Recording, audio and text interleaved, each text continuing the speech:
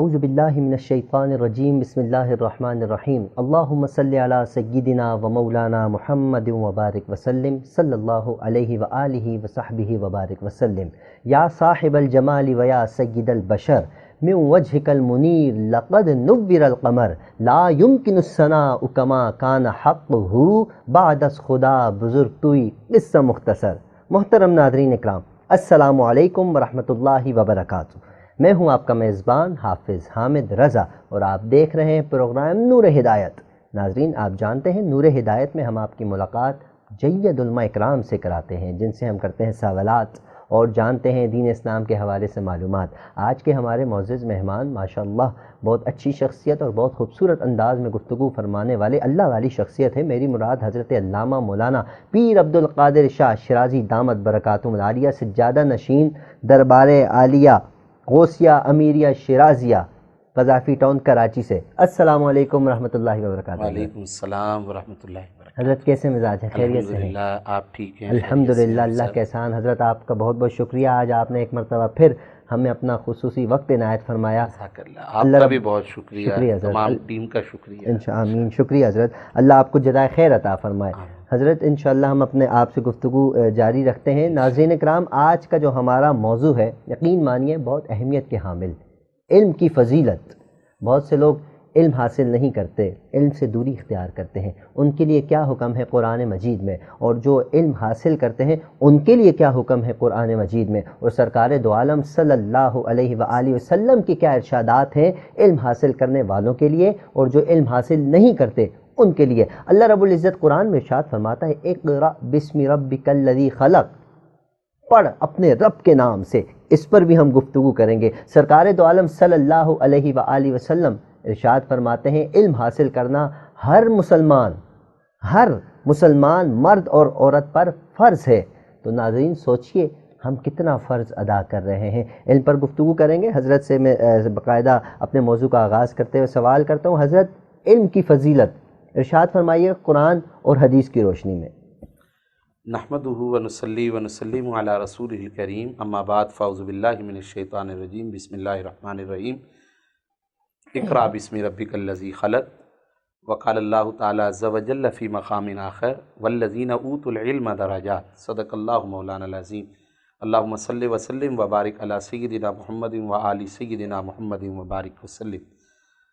حمد و صلاۃ السلام کے بعد معزز ناظرین کرام، آپ نے جو علم کی فضیلت کے حوالے سے سوال کیا، تو اگر علم کی فضیلت کے حوالے سے میں قرآن اور حدیث کی روشنی میں گفتگو شروع کروں تو سب سے پہلے تو لفظ علم کسے کہتے ہیں؟ بنیادی طور پر خود لفظ علم، عین لام اور میم، علم کا معنی جاننا ہوا کرتا ہے۔ یعنی کہ علم کی فضیلت جو ہم جاننا چاہ رہے ہیں اس کا جواب بھی لفظ علم میں موجود ہے کہ علم کہتے ہی جاننے کو۔ علم کی فضیلت کا کچھ اندازہ یوں بھی لگا سکتے ہیں کہ دو چیزیں ہیں، ایک ہے ہدایت اور ایک ہے گمراہی۔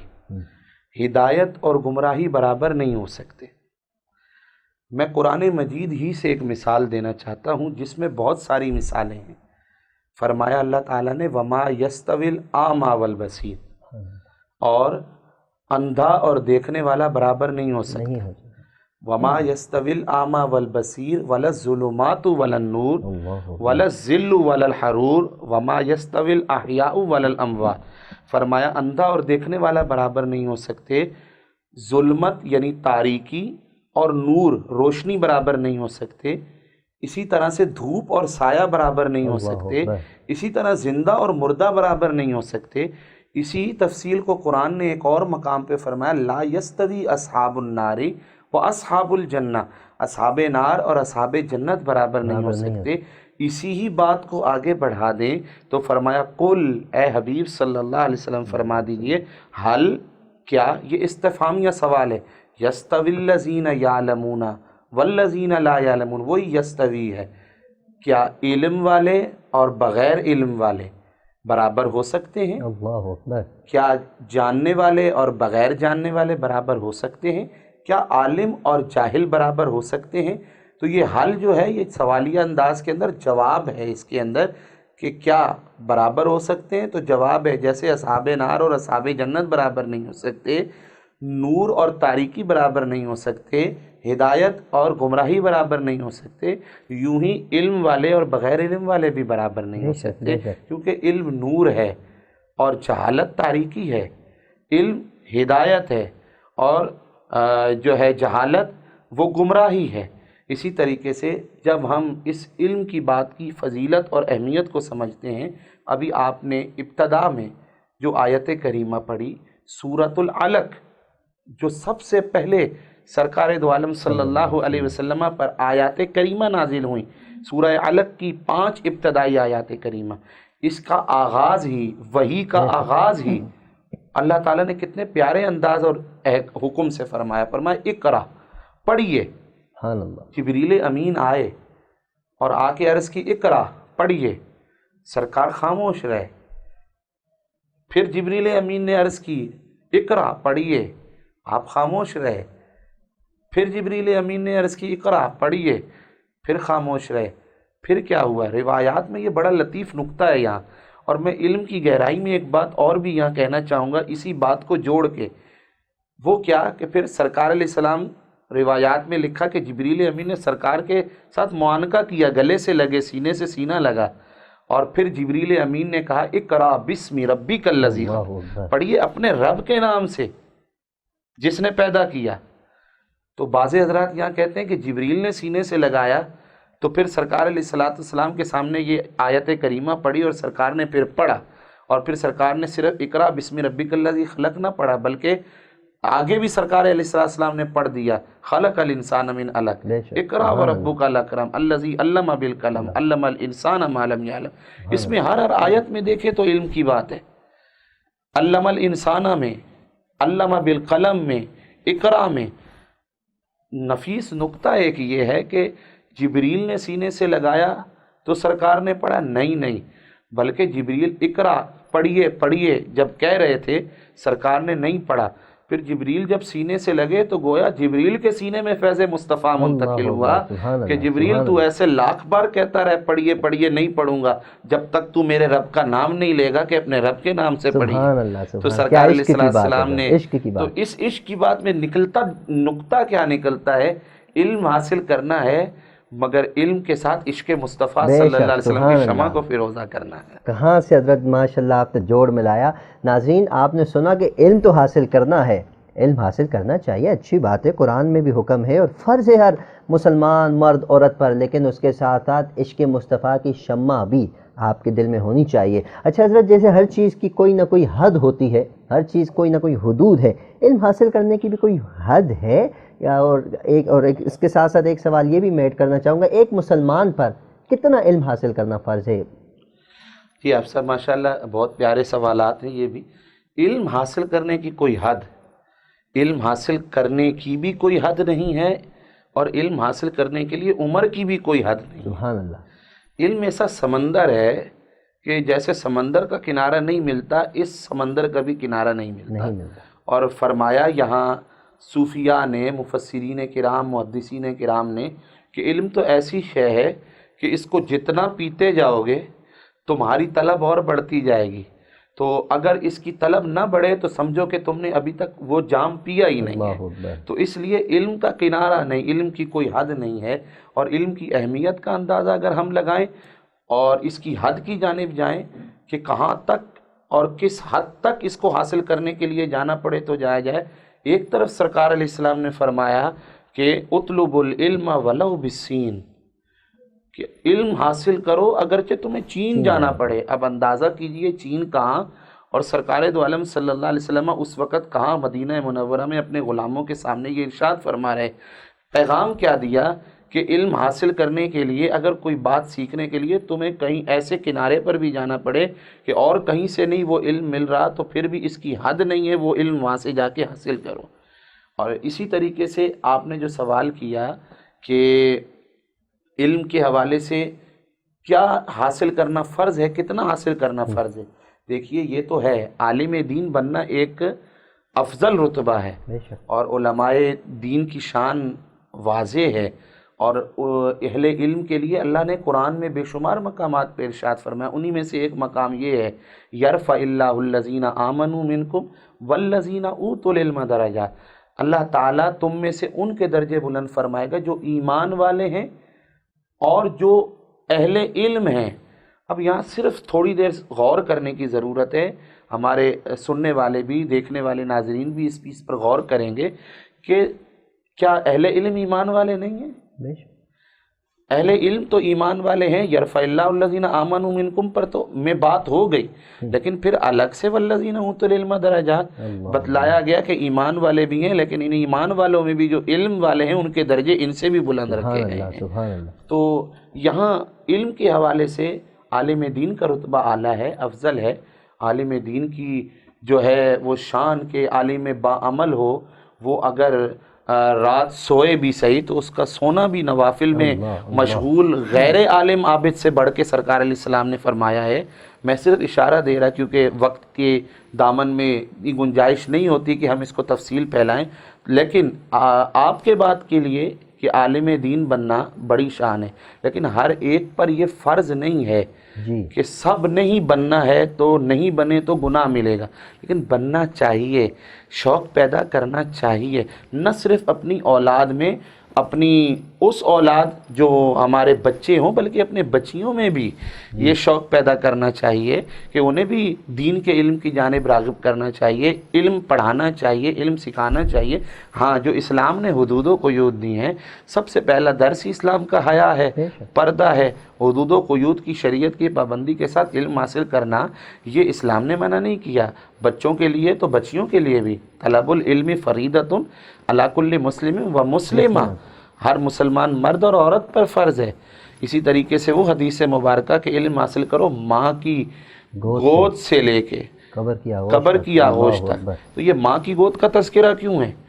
اس لیے ہے کہ ماں کی گود وہ درسگاہ ہے جو سب سے پہلی درسگاہ ہے، وہ یونیورسٹی ہے جو سب سے پہلی۔ اگر ماں تعلیم یافتہ اور تربیت یافتہ، تعلیم کے ساتھ بھی تربیت بڑی ضروری ہے، اور آج ہماری دانش گاہوں کو، ہماری درسگاہوں کو، ہمارے اداروں کو، مدارس ہوں، کالجز ہوں، یونیورسٹیز ہوں، اس چیز کا خصوصاً اہتمام کرنا چاہیے کہ ہمیں علم کے ساتھ عمل، تربیت کا بھی اہتمام کرنا چاہیے۔ لیکن اتنا علم حاصل کرنا، مجھے سوال کا جو آپ کا دوسرا حصہ وہ یاد ہے، لیکن چونکہ میں اس تک پہنچنے کی کوشش کر رہا ہوں، وہ یہ کہ کتنا علم حاصل کرنا۔ تو یہ یاد رکھیے، عالم دین بننا تو سب پہ ضروری نہیں ہے، لیکن اتنا علم حاصل کرنا جس سے بہت سارے ہمارے مسلمان بھائی بھی اور بہن بھی غافل ہیں اور لا علم بھی رہتے ہیں، وہ کیا ہے کہ اتنا علم حاصل کرنا ہر مسلمان پر فرض ہے۔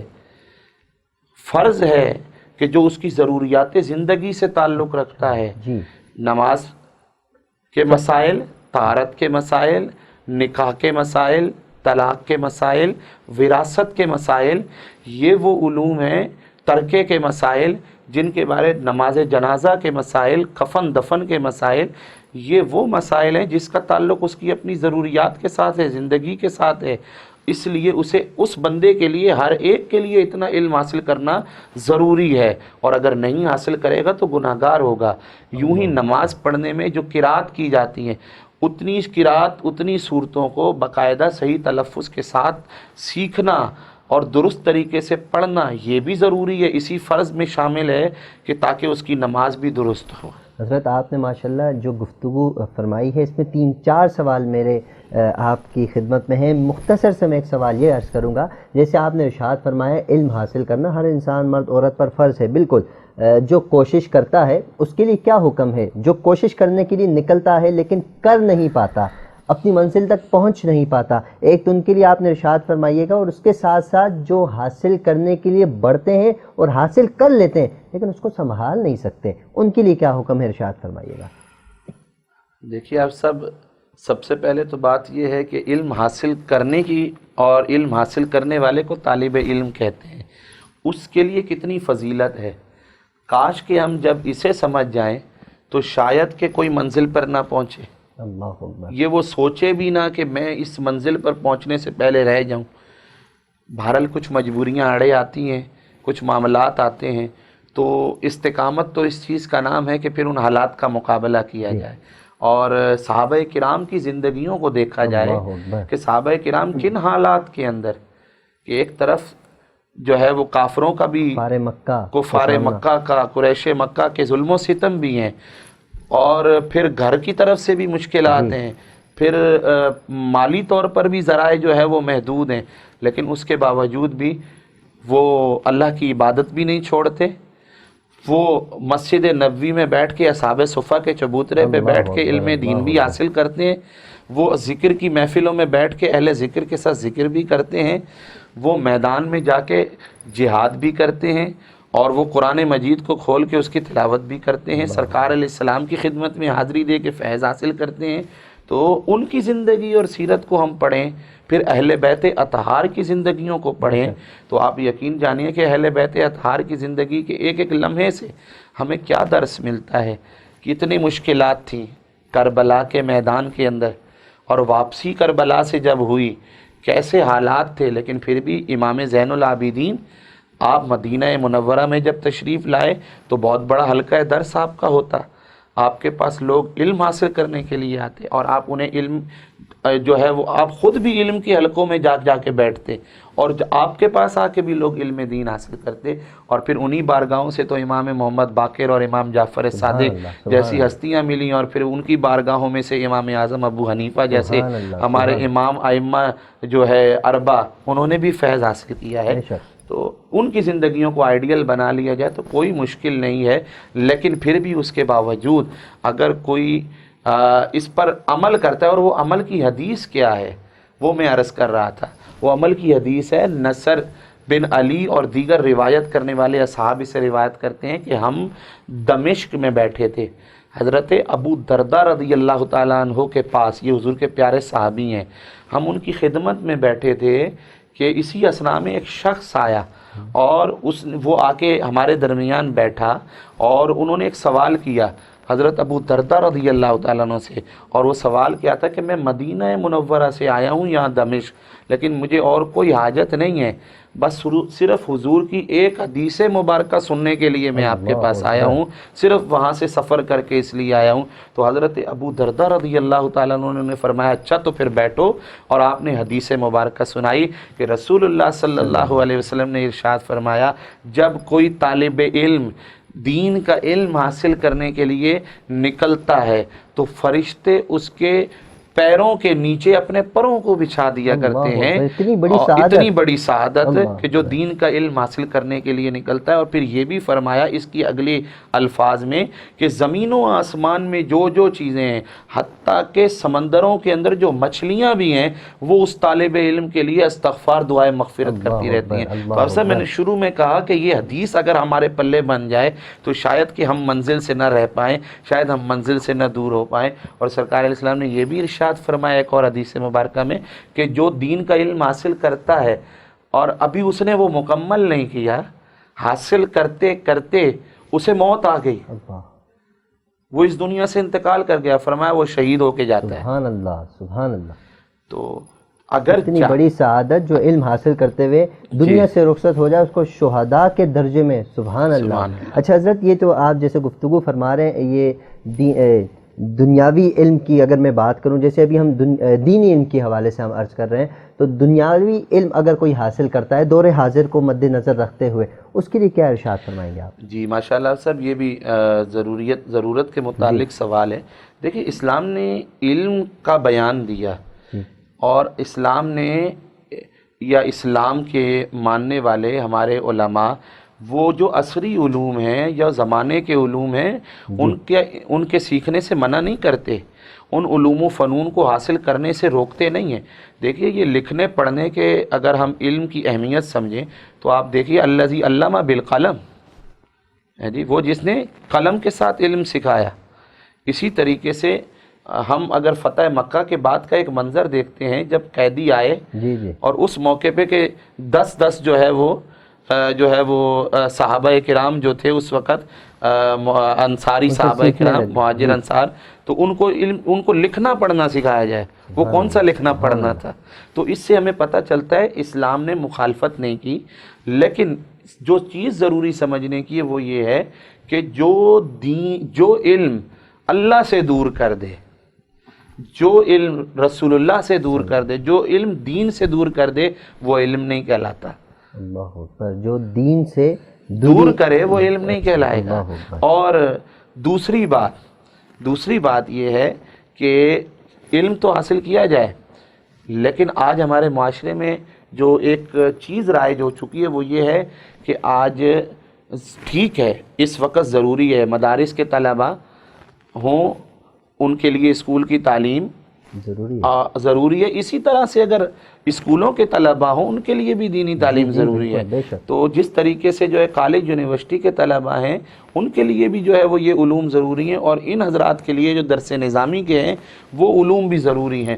لیکن آج یہ حال ہے کہ ہم نے دین کے جو علم کو ہے وہ ثانوی حیثیت دے دی ہے، اور ہونا یہ چاہیے تھا، اور حقیقت یہ ہے کہ دین کے علم کی اولی حیثیت ہے، باقی علوم کی ثانوی حیثیت ہے۔